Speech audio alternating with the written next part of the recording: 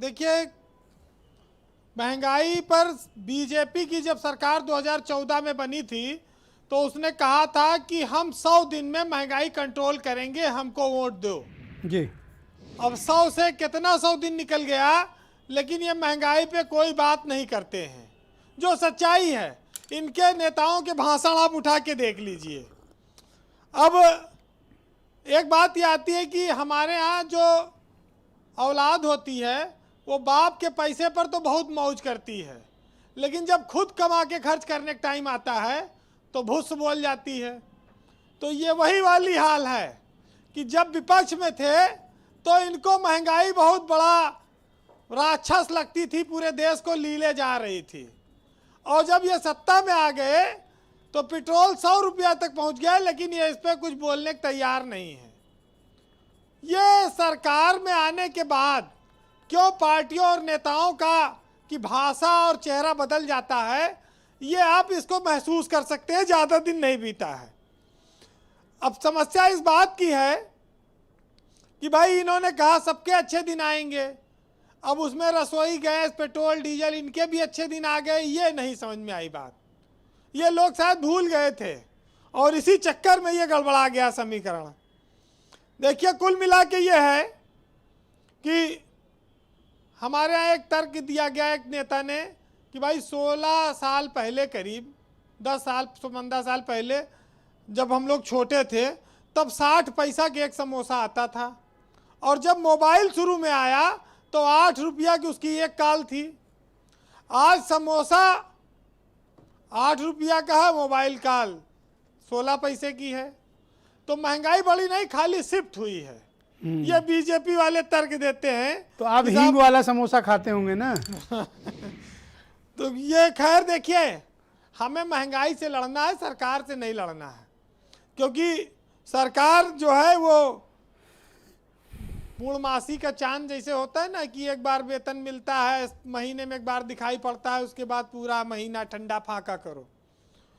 तो इस देश में सरकार करो का मतलब, फाका मतलब सतुआ फाको, पंजीड़ी फाको और भूखे रहो, ओके, बिना पानी पी के सो।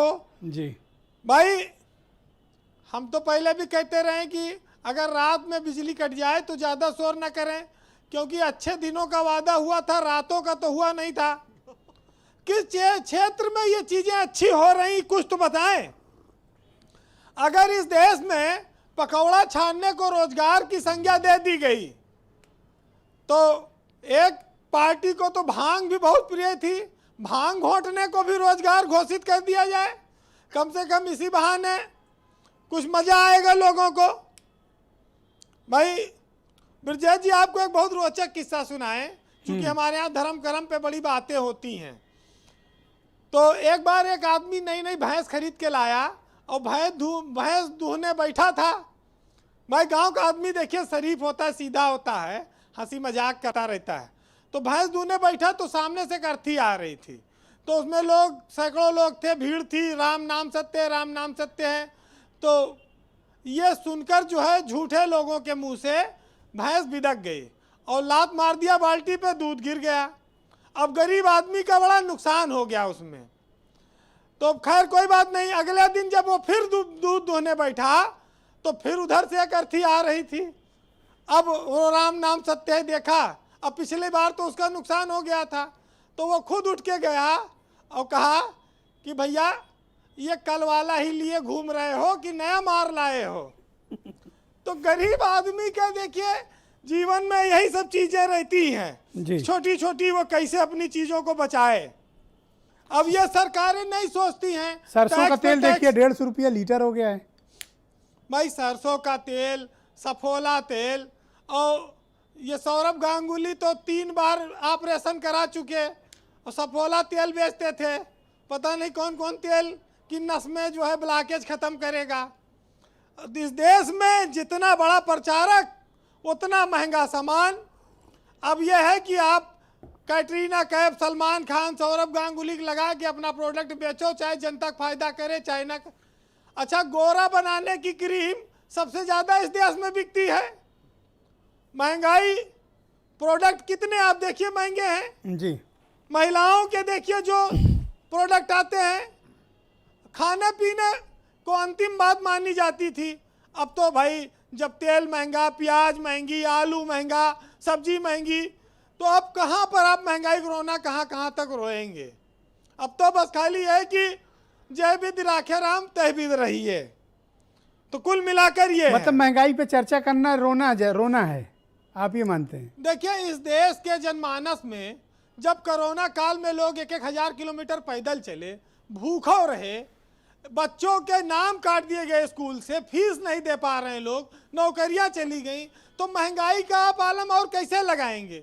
गाड़ी में लोग पेट्रोल डीजल बढ़ाने में अब तकलीफ महसूस करते हैं, तो ये अब कोई बोले, फिर भी जब वोट हिंदू मुस्लिम पे पड़ना है तो इन पर क्या चर्चा और इससे फायदा क्या, क्योंकि चुनाव वही आए आदमी जीत लेगा जिसके पास हिंदू मुस्लिम का दूरीकरण है, और चुनाव ही का रिजल्ट ही सब कुछ है।